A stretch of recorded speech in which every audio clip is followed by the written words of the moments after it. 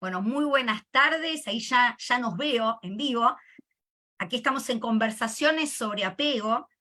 Hoy es nuestro capítulo número 36, nuestra conversación número 36, y acá estoy reunida de tres excelentes profesionales. Voy a mandar un saludo a mi copartner, a Zuleima León Valle, que hoy no nos va a poder acompañar, está con unos compromisos laborales, pero siempre está presente entre nosotras también.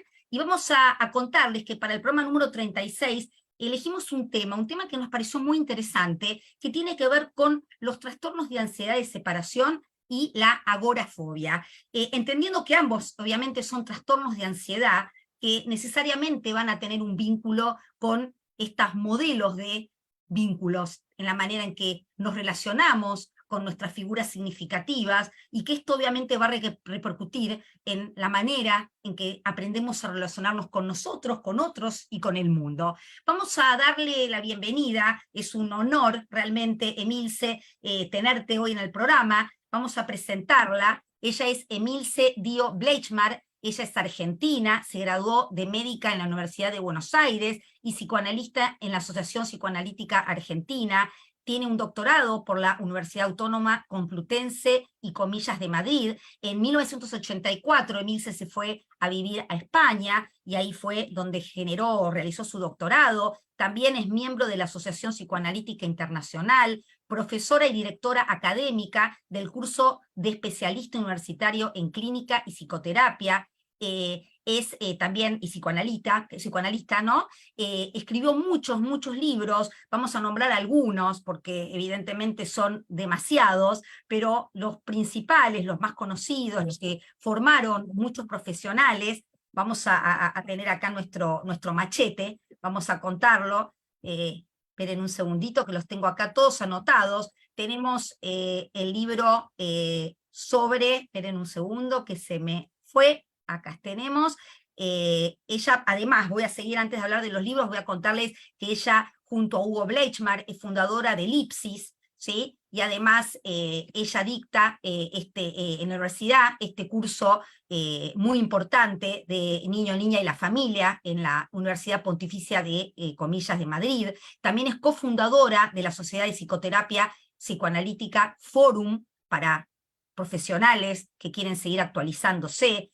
Se dedica a la investigación y publicación en torno a los temas infanto-juveniles y problemáticas específicas de la feminidad. Es autora, dijimos, de varios libros: Temores y fobias, condiciones de génesis en la infancia, depresión en la mujer, la sexualidad femenina, de la niña a la mujer, el feminismo espontáneo, de la histeria, y trastornos narcisistas de la feminidad, y manual de psicoterapia de la relación entre padres e hijos, entre otros. Es una vasta bibliografía, así que esto es un pequeño resumen. Te damos la bienvenida, Emilce, y como te dije, un honor realmente tenerte en esta conversación. Empezamos un poco preguntándote sobre esto, el trastorno de ansiedad de separación, la agorafobia. ¿Qué vínculo puedes encontrar? ¿Cómo ves estos temas en relación a la infancia y al tipo de vinculación que puede existir para que aparezcan? Bueno, Vanessa, la verdad que eso de breve, breve presentación o Porque es muy vasta, Emilce, esto es lo que más pude resumir. has dicho todo, gran parte efectivamente me da vergüenza que escribe, que insistas. Bueno, es que soy mayor, entonces he vivido mucho y eso es lo que pasa. Bien vivido, productivamente. Bueno, muy bien. Vamos a ver el tema que has propuesto para la conversación, que así se llama este encuentro, ¿no? Conversaciones. Sobre apego, exacto. ¿Eh? Conversaciones sobre apego. ¿Siempre sobre apego o en este Sí, caso? no, son conversaciones sobre apego. El tema tiene que ver con la mirada desde la teoría del apego y enriqueciéndonos, en este caso, también con una hermosa mirada que puedes dar desde tu Vale, trayectoria también. vale, muy bien. Bueno, el tema prácticamente yo te diría que eh, son sinónimos. La ansiedad de separación y la agorafobia. En realidad tienen están basados en el mismo problema. Si bien es cierto que la agorafobia, de alguna manera, es decir, aparece en los manuales o en el DSM-5 o en general a partir de la infancia tardía, preadolescencia, ¿no? Que es donde, claro, como ya la criatura puede tener autonomía y andar sola, ahí se nota que no acepta, o que no puede o que tiene limitaciones para funcionar en un medio público sin un acompañante. Pero la agorafobia es ansiedad de separación. Es decir, no es que tenga miedo a la calle, como siempre se sostiene, ¿no? Como que el término es fobia a la afuera. Agora es la plaza en términos griegos. Entonces es temor a salir. No, no es un temor a salir. En realidad se expresa o se manifiesta como una dificultad para abandonar la zona familiar o la casa, pero lo que básicamente es ansiedad de separación. Es decir, no puede separarse, no puede distanciarse, no puede establecer un espacio en donde en su mundo perceptivo no esté presente alguien que lo vea como protector. Por lo tanto, ese es el punto, ¿no? En realidad, la angustia de separación es una descripción fenoménica, porque efectivamente aparece una dificultad para establecer una distancia con una figura protectora, pero se basa en un estado de indefensión del sí mismo. En realidad es la persona, ya sea un chico o una criatura, que es lógico que una criatura se sienta indefensa si no tiene una figura protectora, pero ya cuando es un púbero, un adulto, como tienen agorafobia, sin embargo se sienten indefensos. Es decir, ¿qué quiere decir? Que tienen esa impresión de que no van a poder reaccionar ante una amenaza. Es decir, todo aparece como una amenaza. Cualquier aspecto que no sea familiar es una amenaza. Es decir, y que para recobrar, es decir, el estado de equilibrio, es decir, no tienen medios propios, individuales, sino que los únicos medios son una compañía.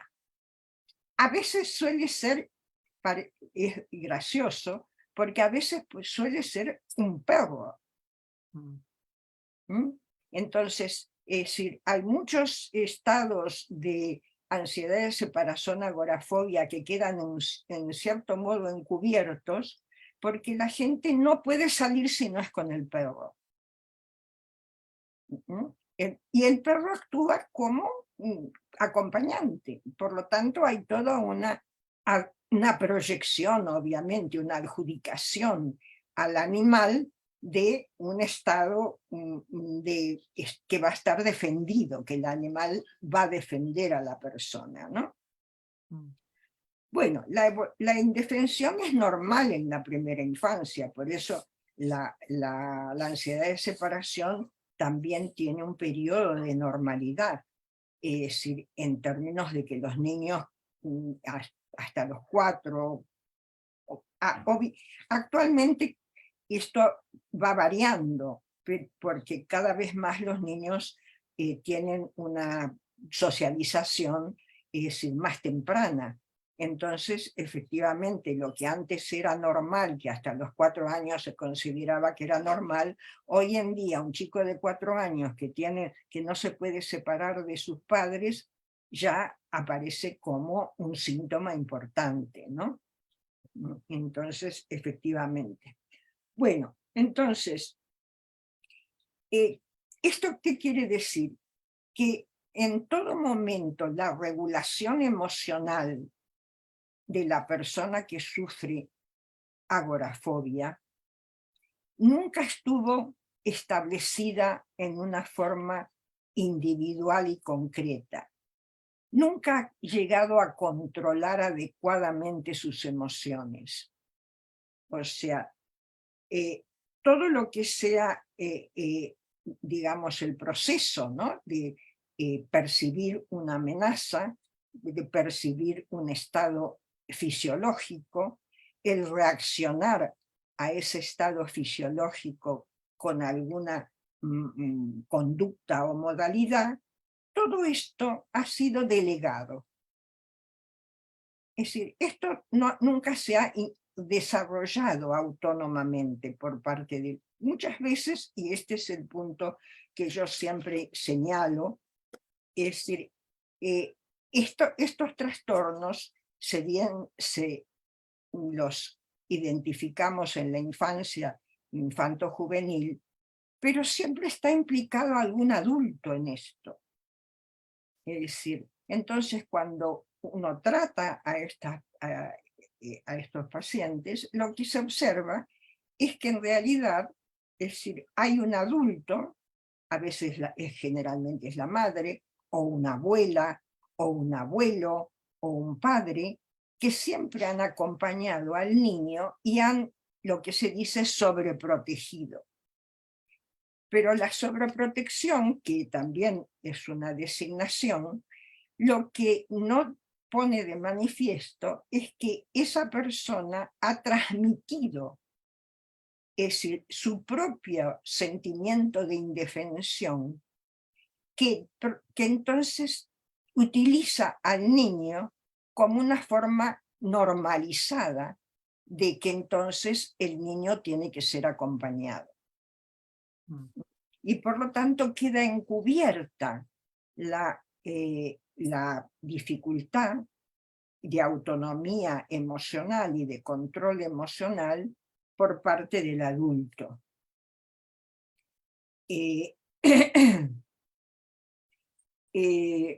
En realidad,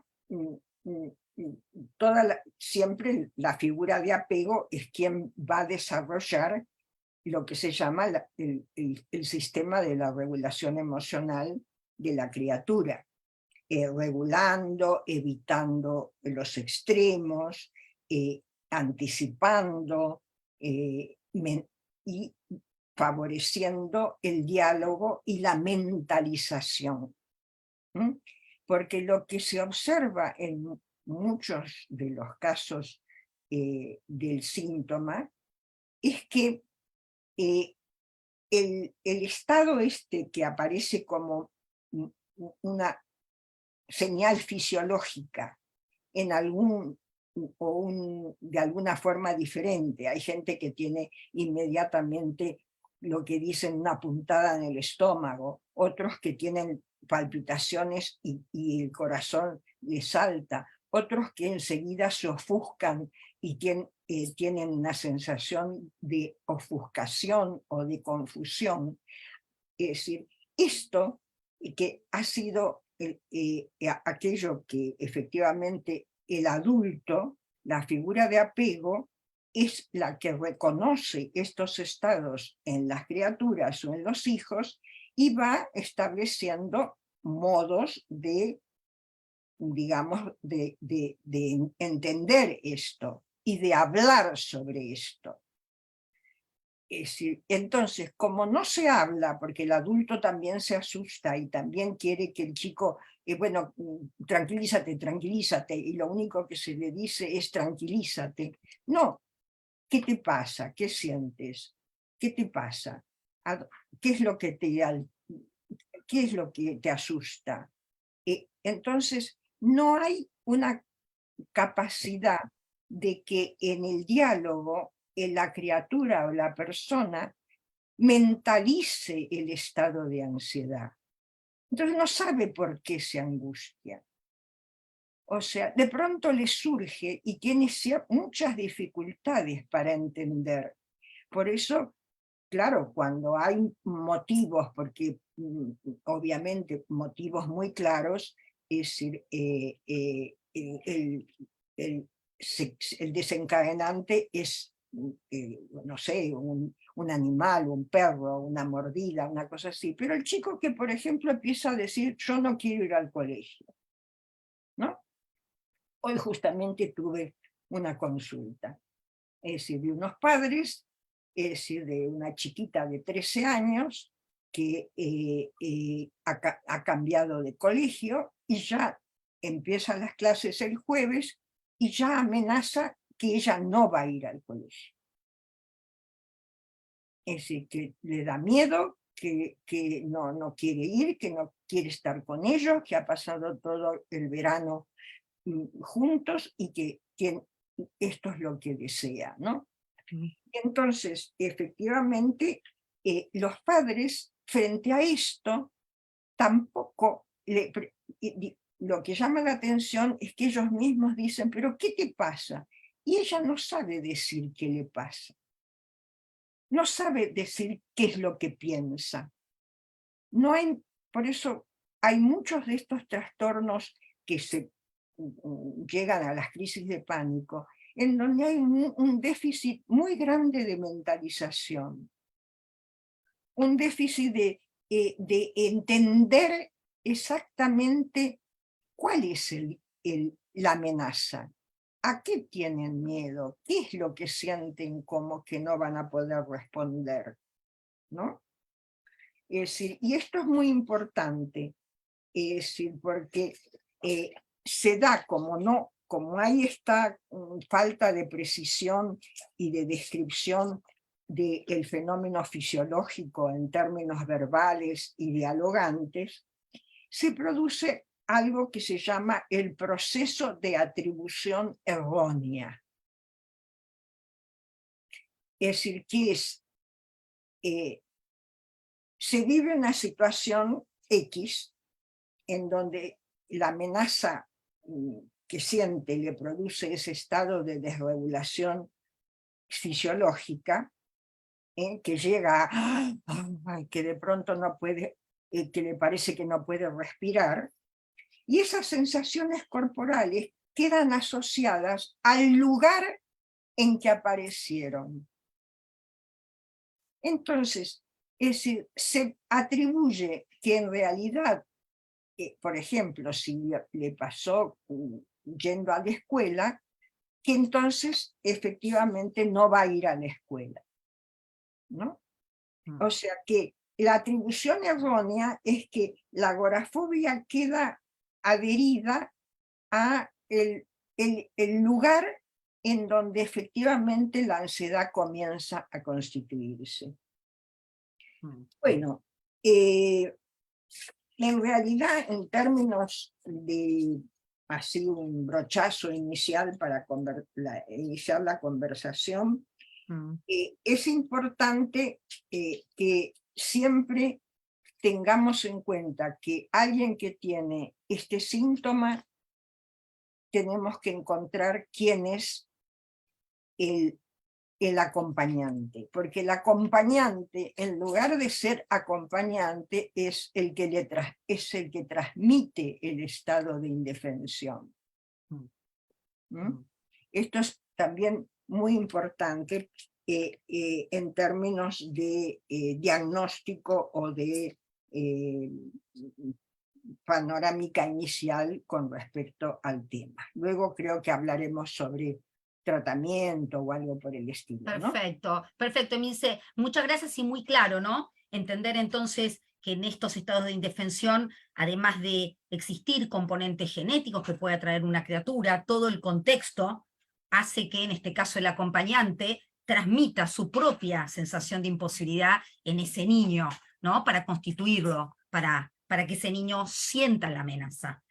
Vamos a seguir hablando de este tema. Vamos a darle ahora la palabra a otra invitada ya también, que es parte de la casa. Ella es Vanessa Naúl Serio, mi tocaya, así nos decimos. Ella es doctora en investigación psicoanalítica y psicoanalista individual y de pareja, presencial y también por línea, por el Instituto de Investigación en Psicología Clínica y Social, AC Escuela de Psicología y Psicoanálisis en México. Es analista y supervisora didacta, presidenta electa del mismo instituto, y coordina la Comisión de Enlace Internacional Docente Universitaria y de posgrado desde hace 26 años. Trabaja el psicoanálisis de la adolescencia, del duelo aplicado al arte y el uso de técnicas artísticas con fundamento psicoanalítico, y ha desarrollado una carrera paralela en las artes plásticas.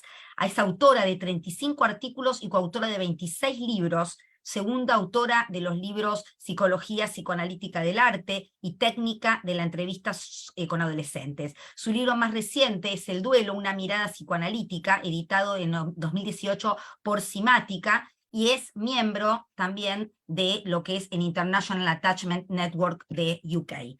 Damos entonces nuevamente la bienvenida a Vanessa, y te escuchamos, Vanessa. A ver, ¿qué nos podés contar desde tu visión, desde tu experiencia, sobre esto que tiene que ver con el trastorno de ansiedad de separación, con la agorafobia, con esta presentación tan interesante que nos hizo Emilce?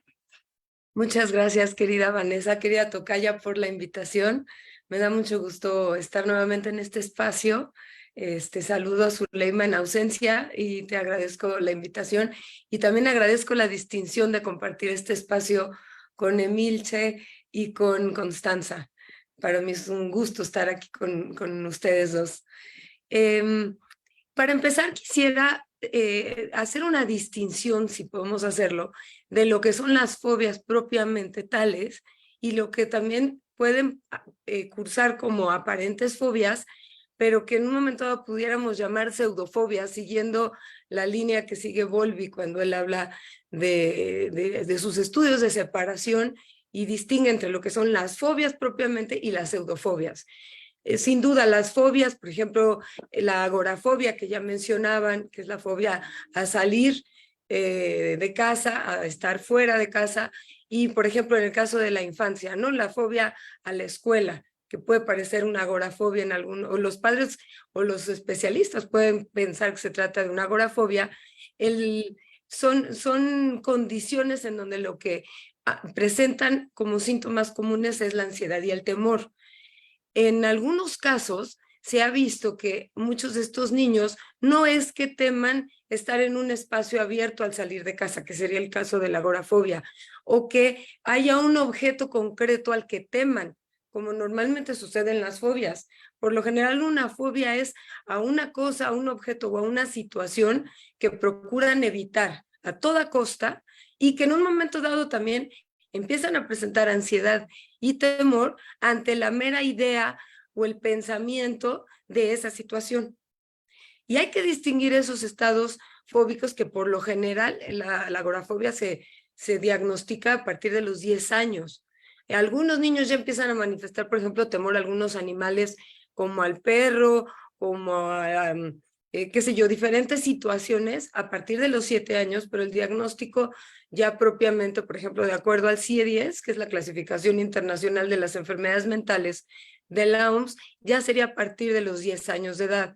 Entonces tenemos que considerar que puede haber estados previos en niños más pequeños que aparezcan como fobias, pero que en realidad lo que temen es alejarse del hogar, y no alejarse del hogar por estar dentro de casa, sino por alejarse de una figura cuidadora.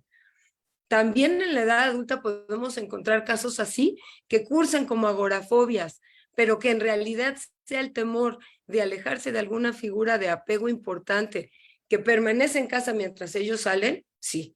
Entonces, por eso creo que es importante hacer esta distinción. En el caso de la infancia, tendríamos estos niños, ¿qué otros síntomas podrían estar presentando? Podrían presentar, por ejemplo, anorexia, náuseas, dolores abdominales ante la perspectiva de salir de casa, debilidad general, incluso pueden llegar a sentirse como apanicados. Y en lo general son niños que presentan buena conducta, pero que a la vez se muestran como muy ansiosos y muy inhibidos. ¿Puede haber características reales que estén tratando de evitar de la escuela? Sí. O sea, que algún compañero que los moleste, alguna maestra que les exige demasiado y a la que teman, sí. Pero también es cierto que puede haber el temor de alejarse de casa y de alejarse de la figura cuidadora porque hay alguna pauta dentro de la interacción familiar que explica esta condición. Y aquí es donde este autor, John Bowlby, hizo algunos estudios de las interacciones familiares en estos casos de pseudofobia que es interesante tomar en cuenta. No olvidemos que antes se pensaba más en términos de la condición personal, individual, intrapsíquica, sin tomar en cuenta la dinámica familiar que también puede estar contribuyendo a la formación de esta ansiedad, de estos vínculos ansiógenos y que a futuro será una psicopatología del apego. Si te parece bien, puedo mencionar algunas de estas pautas, o sea, que pueden hacer que un niño futuro adulto presente lo que parece ser una agorafobia y que en realidad sea un temor de alejarse de casa, una ansiedad de separación. En primera instancia, puede tratarse, por ejemplo, de una familia con una madre, rara vez puede ser el padre, pero también se puede presentar en el padre, que sea muy ansioso, que presente una ansiedad crónica y que utilice al hijo o a la hija como compañero para tranquilizarse. Y de alguna manera espera que su hijo o hija, que a futuro puede ser un agorafóbico, se quede a hacerle compañía, a tranquilizarlo, a satisfacer algunas de sus necesidades emocionales, que hará el rol de madre o de padre, y que incluso puede estarle lanzando recriminaciones y reproches que en realidad no le corresponden al hijo o a la hija, sino que le correspondían a su padre o a su madre. Entonces, estamos en el típico caso de inversión de roles, donde la madre o el padre están esperando que el hijo o la hija cuiden de ellos, los tranquilicen, los acompañen y por eso los retienen en casa. Y por eso este niño que teme alejarse de casa, que presenta esta ansiedad de separación, futuro adulto con dificultades para salir o para separarse, claro que va a sentir mucha frustración, porque no va a sentir que le dan todo en casa y que debiera estar muy agradecido porque en casa tiene todo, tanto que ni siquiera tendría que salir, pero a la vez está muy frustrado sus necesidades y sus pedidos de libertad, ¿no? Entonces, esto puede ser porque los padres desplacen en los hijos la ira que sentían hacia sus padres, pero no cubrieron sus necesidades emocionales durante la infancia. Puede ser que le atribuyan erróneamente, como decía Emilce, al hijo un rechazo o unas exigencias que realmente el hijo no lo hace, sino que correspondan a la madre del pasado y que estén desplazando en el hijo en la actualidad.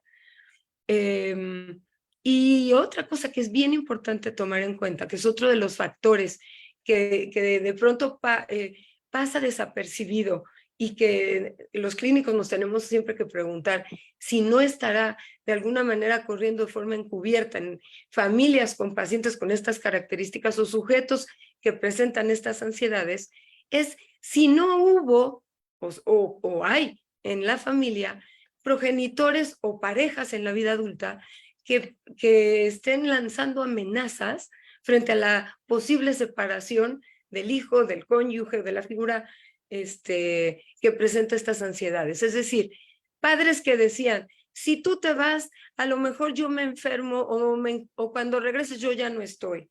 O si tú no te quedas conmigo, pues entonces seré yo el que me vaya. O si no obedeces mis exigencias, te voy a regalar cualquier tipo de amenaza que puedan lanzar los padres en momentos de ira, en momentos donde estén descontrolados y desregulados, y que muchas veces ni ellos mismos reconocen haber proferido. O sea, muchas veces resultan casi inconfesables. Aún en las entrevistas con el futuro terapeuta es muy difícil que digan, sí, la verdad, cuando estoy enojado o enojada, lo amenazo de que lo voy a dejar de querer o incluso de que lo voy a abandonar si se va, ¿no? O si me sigue pidiendo el tipo de cosas que me pide. Entonces, estas amenazas muchas veces causan mucha ansiedad en estas personas que presentan estas angustias de separación. Otra de las pautas que se presentan, perdón, es que traigo un poquito cerrada la garganta, pero La segunda pauta sería cuando el propio sujeto o el niño en el pasado teme irse de casa, teme salir de casa y que algo terrible le ocurra al progenitor, ¿sí? Que se enferme en su ausencia, y aquí puede tratarse de madres hipocondríacas, por ejemplo, que en un momento dado estén hablando de que necesitan ser cuidadas y que temen irse de casa y regresar y que algo terrible le haya sucedido en su ausencia. Entonces, nuevamente, es el temor a alejarse. Puede ser, sí, un poco como siguiendo la teoría clásica, que tengan deseos hostiles, inconscientes hacia esta madre que no los deja separarse con tranquilidad y dejarlos regresar a tocar base segura cuando regresen de forma tranquila y a ir ganando un poco de autonomía. Puede despertar hostilidad, y que esta hostilidad se haga una formación reactiva y se vuelva temor a alejarse. Pero también puede ser que dentro de su historia encontremos que haya habido experiencias de traumas anteriores, pérdidas, muertes de gente en la familia queridas, algún fallecimiento o muerte, alguna enfermedad, o sea, experiencias verdaderas que expliquen este temor a alejarse de las figuras cercanas, ¿no? De las figuras de apego. En tercer lugar, también está el temor que puede tener el sujeto de que si él mismo sale, algo le puede pasar en su ausencia, a él por salir de casa, por irse. Entonces, aquí encontramos que en el caso de la infancia, son niños que pueden volverse violentos de pronto, ¿sí? Como en esta formación reactiva de, yo no siento miedo de irme, sino al contrario, me muestro como bravucón y violento, ¿no?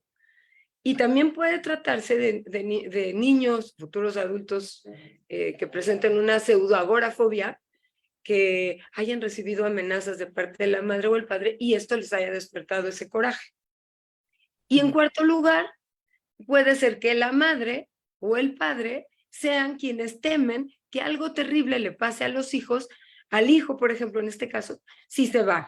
Y en ese sentido los tratan de retener en el hogar. Y ellos pueden esto se puede explicar en función de que tengan en su historia algún suceso traumático, alguna pérdida traumática que los lleve a desplazar este temor en el hijo. Entonces no quieren que se vaya para que no se vaya a repetir esta tragedia.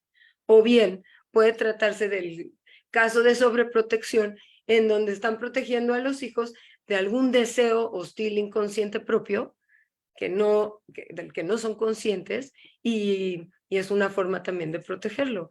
Entonces, bueno, me parece que si bien son casos de dinámicas familiares problemáticas que pueden explicar esta situación, también nos dan cuenta de vínculos de apego donde hay mucha ansiedad, donde no hay esta posibilidad de que el niño se desenvuelva, el futuro adulto se desenvuelva con libertad, y que sí crecen, claro, con esta frustración, con esta ansiedad y con este temor, aunque no es una situación concreta externa que vivan en el mundo afuera, ¿no?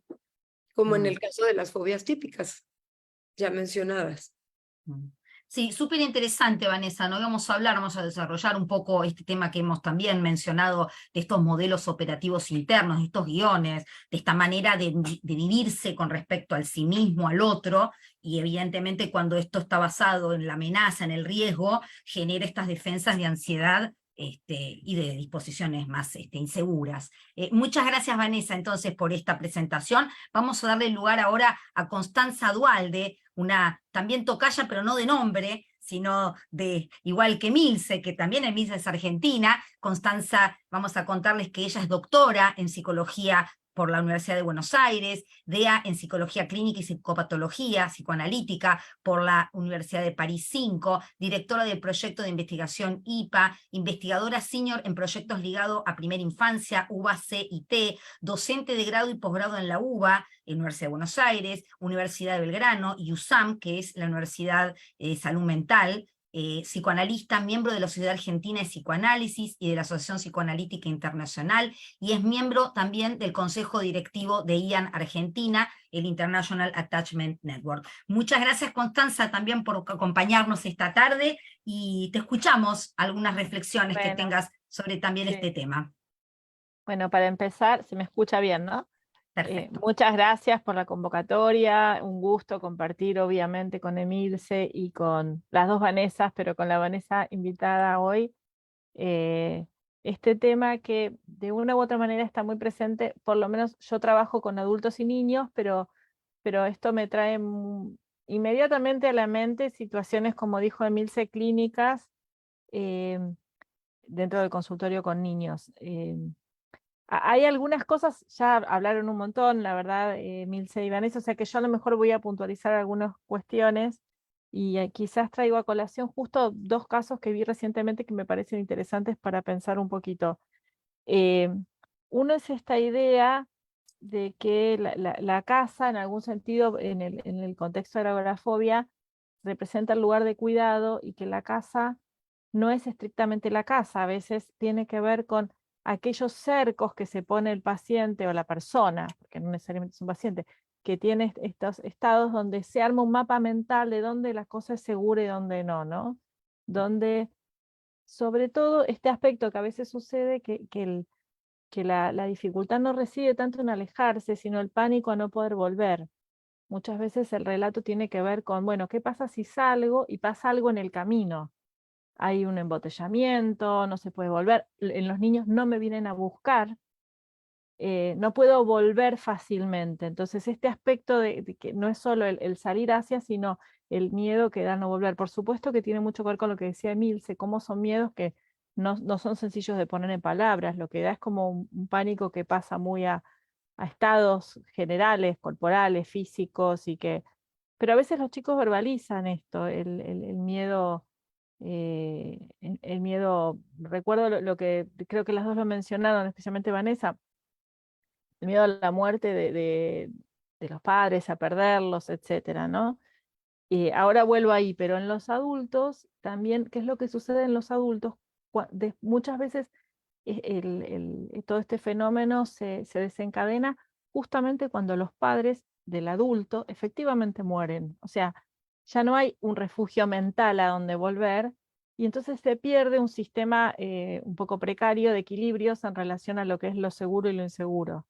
Que esto tiene mucho que ver con la base del tema de la teoría del apego, que propone entre los modelos internos operantes el modelo ansioso ambivalente, en términos, por ejemplo, de una investigadora que toma mucho la teoría del apego como Biringen, Zeynep Biringen, que trabaja sobre la disponibilidad emocional diádica, habla de vínculos complicados, ¿no?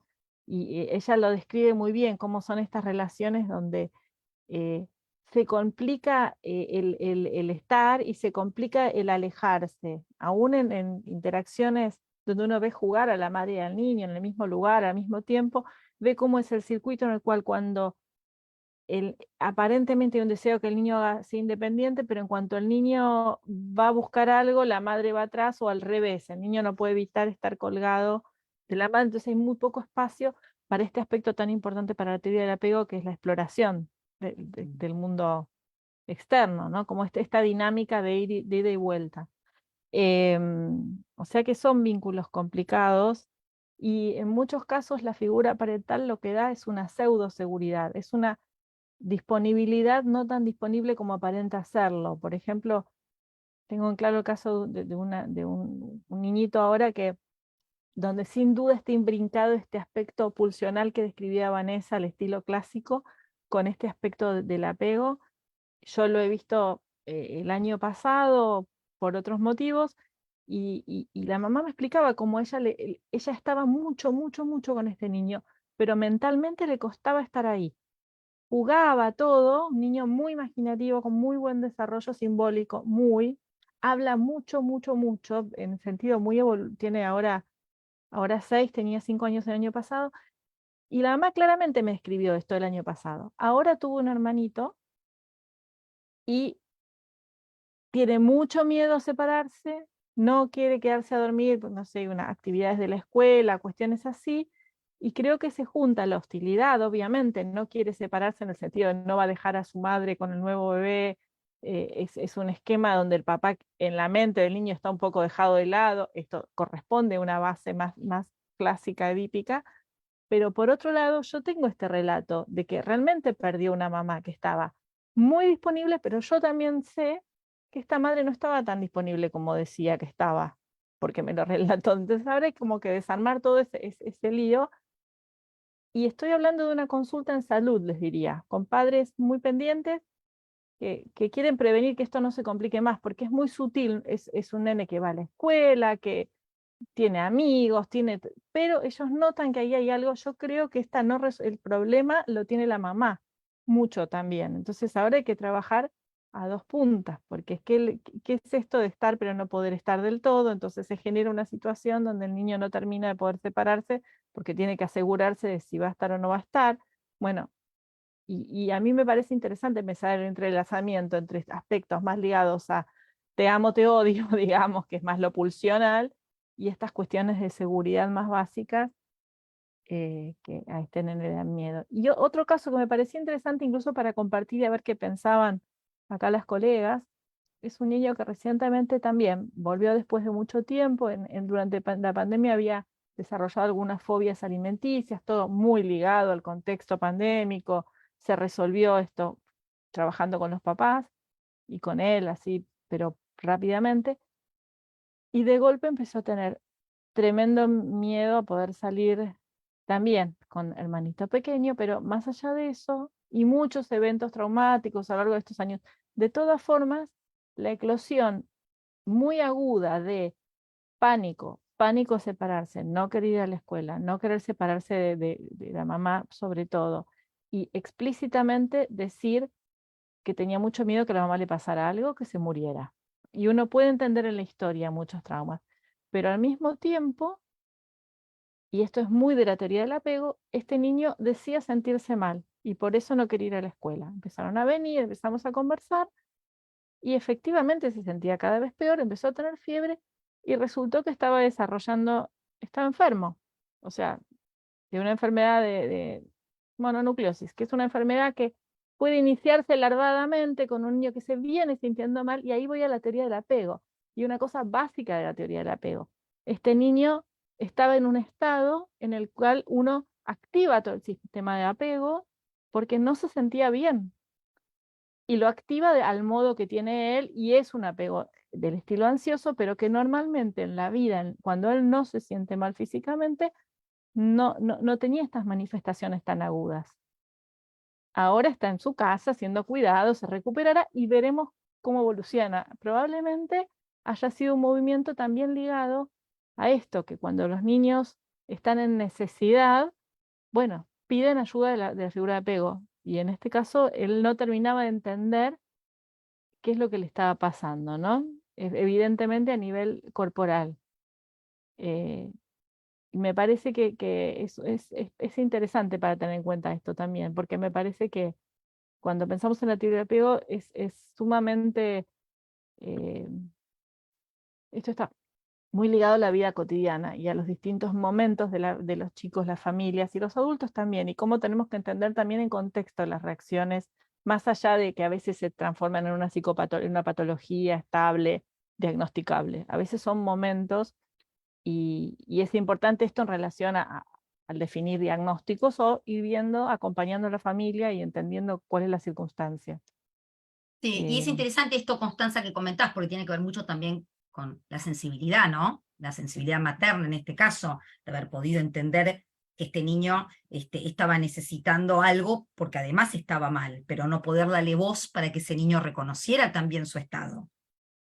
Claro, claro, no, y además en el caso también es una familia que quizás porque ya habían hecho una consulta y tenían un vínculo previo, rápidamente les pareció que ese no era, ella, la mamá decía, este no es mi niño, no sé qué le pasa. Claro. Bueno, después veremos, pero entre otras cosas le pasaba que se sentía muy mal y él lo daba vuelta pensando que la mamá le iba a pasar algo, Claro. con una historia donde en los últimos 3 años, pandemia por medio, hubo un montón de cuestiones y dificultades ligadas a la salud en la familia. Entonces, esto agudiza también todo este panorama, ¿no? Evidentemente, ¿no?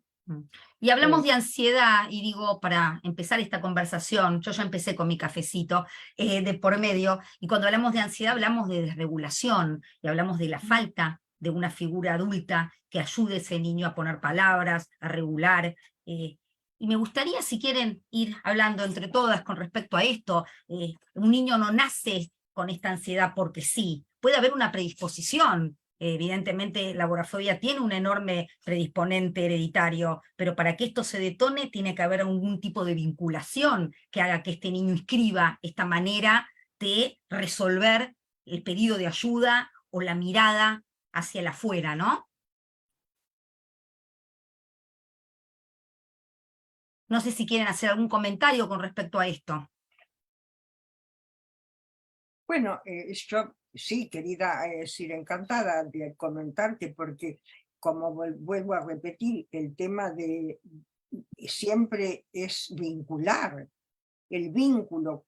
Si bien la teoría del apego lo que define es la necesidad de mantener la proximidad física de la criatura indefensa con el adulto, pero en realidad en todo momento en los trastornos, porque esto sería normal, en los trastornos en donde existe trastorno de ansiedad de separación, tenemos que pensar siempre quién es el que contribuye, es decir, quién ha contribuido a crear ese trastorno, esa dificultad de regular adecuadamente, porque entonces no se ha transmitido una forma adecuada de regular.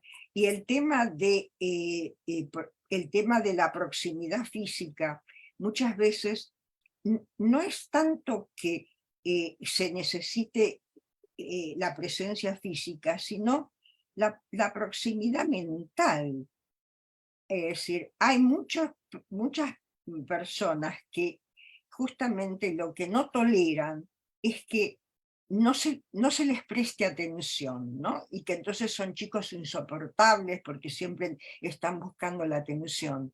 Pero es que tienen experiencias con adultos que no tienen, están presentes, pero están ausentes mentalmente. No hay no se siente al otro al lado, sino que está presente, pero como tantas veces, ¿no?, se dicen en las parejas, sí, bueno, pero está en otra, está ausente. Y eso los chicos lo detectan mucho, mucho, mucho, porque la sensibilidad de una criatura justamente es la mirada. Bowlby lo que planteaba justamente es que el niño lo primero que hace es mirar, es decir, y es ahí, a partir de la mirada con los ojos del otro, es que se establece la vinculación. Y la mirada, es decir, es fundamental en términos de lo que se genera como, bueno, dinámica vincular, ¿no? Y yo preguntaba también y pensaba, este tipo de programas lo que buscan es poder hablar también de prevención. Acá no estamos culpando a nadie, pero qué importante es llevar entonces algún tipo de alerta o de mirada para entender entonces qué hay detrás de ese niño con miedo, para que el adulto también pueda pensarse en una reflexión personal, entender su propia historia de apego y entender que quizá el miedo no es del niño sino de sí mismo y ese miedo se está proyectando en ese niño. Y entonces mi pregunta sería, ¿cómo podemos trabajar desde un lugar con las familias? ¿Cómo se trabajan estos temas? ¿Cómo podemos, digamos, divulgar esto? ¿Cómo podemos hablarlo? Porque esto obviamente tiene solución y tiene capacidad de ser trabajado. A mí me gustaría, Vanessa, comentar que efectivamente en el caso de las personalidades fóbicas, generalmente encontramos que por lo menos la generación anterior de los padres también suelen albergar algún tipo de fobia. Entre el 50 y 70% de los padres de niños fóbicos presentan algún tipo de fobia a las arañas, a la oscuridad, a los lugares cerrados como la claustrofobia, en fin, y muchas veces estos temores se los transmiten de forma inconsciente a los hijos y claro, no se dan cuenta de esta transmisión y de pronto, ay, mi hijo es muy miedoso, pero olvidan. De alguna manera nos parece extraño ahorita que lo reflexionamos, pero pueden olvidar que ellos mismos tuvieron estos miedos en su infancia y a veces los replican los niños o incluso los siguen teniendo, pero como si los negaran en esos momentos. Y en el caso de las personalidades pseudofóbicas, que no es a una situación objeto o actividad en particular a lo que se teme, pero que sí hay esta ansiedad más difusa, como también a veces se puede clasificar, sí encontramos que estos padres pueden haber vivido vínculos de mucha ansiedad con sus propios padres y de alguna manera los replican, los reviven en la relación con los hijos. Caso específico, por ejemplo, en la situación de la inversión de roles, y no se dan cuenta de ello, ¿no? Y le empiezan a pedir al hijo cosas que el hijo, por su inmadurez y por su rol y por el lugar que tiene, no le corresponde satisfacer. Entonces, enfilándonos en esta noción de cómo hacer prevención primaria, por ejemplo, que estás mencionando y que creo que es muy importante y es uno de los grandes atributos de estos espacios del programa de ustedes, de cómo hacer prevenciones. Yo creo que sí vale la pena hacer una reflexión de si en la familia ha habido situaciones fóbicas en la generación inmediatamente anterior, la de los padres o incluso de los abuelos, y que en un momento dado si se le están transmitiendo a los hijos. En los casos, decía yo, de las pseudofobias, puede ser que no sea un objeto en particular, no es a las arañas, no es a los perros, pero sí es a que si sale algo terrible le pueda pasar, y quizá nos encontramos con una transmisión transgeneracional inconsciente de una situación traumática que no vivieron los hijos, que no vivieron los padres, pero sí los abuelos, y que de alguna manera al no ser elaborada, al no haber sido metabolizada, al no haber sido metalizada, como ya bien decían mis colegas, entonces se sigue transmitiendo de una generación a otra y los niños de alguna manera la expresan. Ahora es muy fácil que pensemos es un miedo del niño y tomar al niño como un paciente aislado, como un caso separado, pero sabemos que el niño va a estar expresando una dificultad de toda la familia, y a veces sabemos también que puede ser el que tenga la mayor fortaleza para expresar algo que está pasando mal dentro, algún problema dentro de la dinámica familiar, y lo está expresando él a través del síntoma. Lo que en terapia familiar se vuelve el paciente identificado, ¿no? O el chivo expiatorio de esa situación. Entonces, creo que es importante que los papás no lo vean como algo estoy haciendo mal con mi hijo, que por eso él está mal, sino pensar, bueno, ¿no será que él nos está mostrando una dificultad en nuestro entorno, algo que estamos haciendo y que no estamos pudiendo identificar? ¿O será que hay una dinámica familiar de mucha ansiedad, hay una dinámica familiar patológica quizá que nos cuesta trabajo reconocer? O incluso, ¿no será que las amenazas que yo creo que son inocuas y que utilizo para reprender a mi hijo estarán teniendo un efecto mucho más profundo de lo que nos atrevemos a suponer, ¿no? Entonces yo creo que eso es importante. es invitar a las familias, invitar a los padres a esta reflexión y a invitarlos a hacer historia de sus propios temores, de sus propias ansiedades y también de sus propios vínculos con sus padres y a su vez de los padres con los abuelos. Creo que puede ser muy útil. Perdón, Y inviten a los hijos también a que los propios hijos puedan decir, tengo miedo a, y que lo expresen. A veces los niños no se atreven. Perdón, Constanza, ya te doy la palabra. Muchas veces los propios niños no se atreven a decir, tengo miedo a irme y que algo te pase. No lo tienen tan claro, tan explícito, ¿no? Entonces ayudarles a que le pongan palabras a eso. Claro, yo diría que sea como una historización que los ayude a mentalizar, que es lo que decía Milce, sin duda incluir a los padres, sobre todo con los niños, porque en el adulto la familia la trabaja más de la configuración interna, pero en el caso de la familia, de los chicos, y las consultas tempranas son muy eficaces en el sentido de no dejar que algo se cristalice, porque a veces se pueden mover las cuestiones y rápidamente, a veces no, pero a veces sí. Entonces muchas veces las personas creen que ir a hacer la consulta es lo que enferma al consultante, digamos, por decirlo de alguna manera, y en realidad es lo que quizás puede evitar, y no necesariamente siempre se transforma en un largo tratamiento, sino que sobre todo a nivel niños pequeños, familias, hay dinámicas más rápidas y fluidas, y uno, por eso le contaba, me parece interesante, son ejemplos de consultas que vuelven, o sea, cuando es necesario, y se puede trabajar de una forma más abierta en ese sentido. Y le dejo la palabra a Milce que Sí, como estilos de crianza que se pueden resolver. Sí, Milce, te escuchamos. Porque otra vez tengo que hablar. Y sí, es que hacer los honores. Si Sí, pasamos, nos gustaría que nos hagas, ¿qué hago con los padres? A mí me gusta trabajar exacto. muy en la intimidad. O sea, ¿qué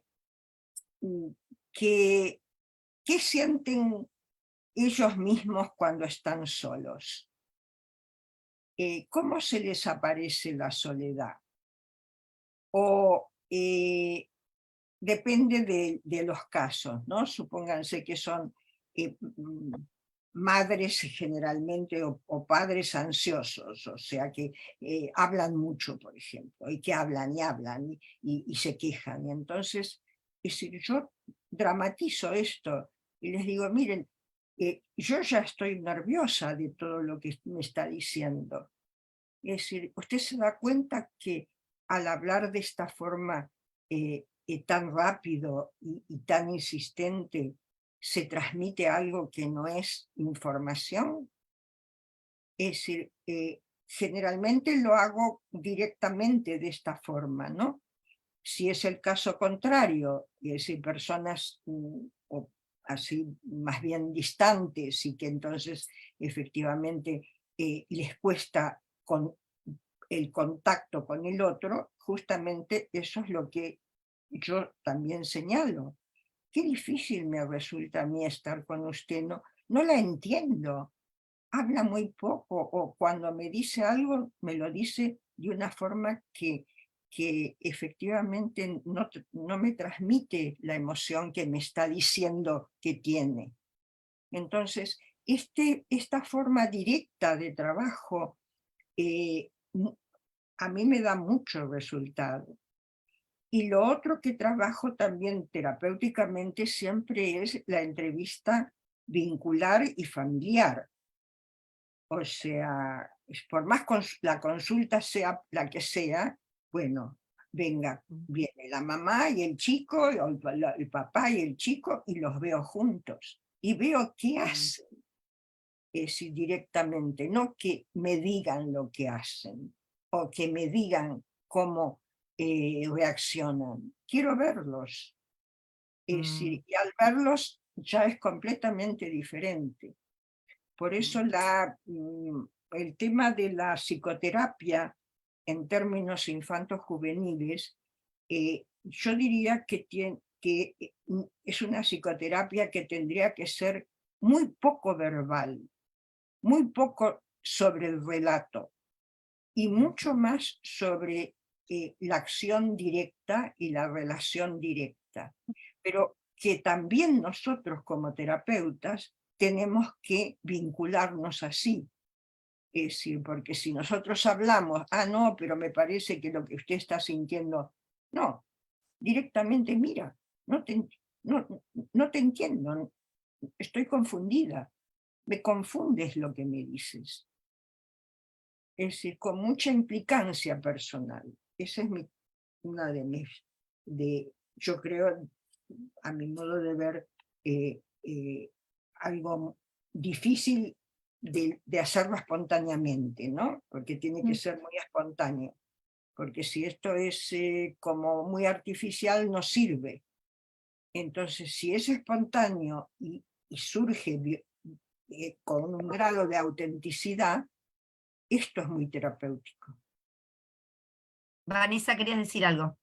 Sí, yo quisiera agregar a lo que mencionaba ahora Emilce, que además de hacer esta entrevista familiar, incluyendo al niño, por ejemplo, fóbico, o al niño que tiene ansiedad, pseudofóbico, que tiene ansiedad de separación, o adolescente que está presentando esta dificultad para salir de casa, por ejemplo, porque muchas veces se cree, no, al niño o al adolescente no hay que incluirlo, los padres deben hablar aparte. Creo que es conveniente incluirlos, observar, como mencionaba, esta dinámica familiar que sucede incluso cuando ellos tratan de hablar, los dejan hablar, los escuchan, o no los dejan hablar y no los escuchan, pero y además de eso, complementarlo con otras técnicas como puede ser una técnica artística, poner a dibujar al niño, poner a dibujar al adolescente, para que expresen de forma espontánea, sin el temor a ser reprendidos, de forma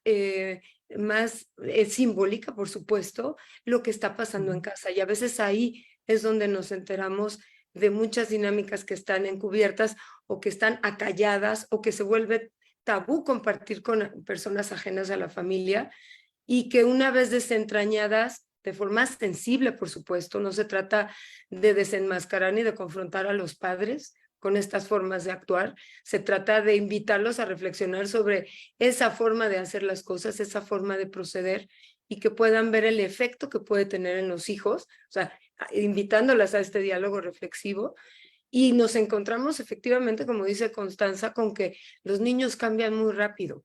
En ese sentido, los tratamientos de niños, y también yo agregaría de adolescentes, pueden mostrarnos estos cambios muy pronto, porque tienen además esta plasticidad, y bueno, los adolescentes están en este reacomodo emocional y también pueden hacer cambios, siempre y cuando también la familia haga el acomodo que le corresponde, y no los obligue dentro de la dinámica a volver a lo de antes. Entonces, si todo el sistema hace este reacomodo a partir de lo que se hable, a partir de lo que se entienda, a partir de lo que se reflexione, pueden hacer cambios que sean a favor de toda la interacción y de la salud de todos los integrantes. Quizá por ahí también se hace prevención de que otros integrantes de la familia empezaran a presentar estos cuadros de ansiedad, ¿no?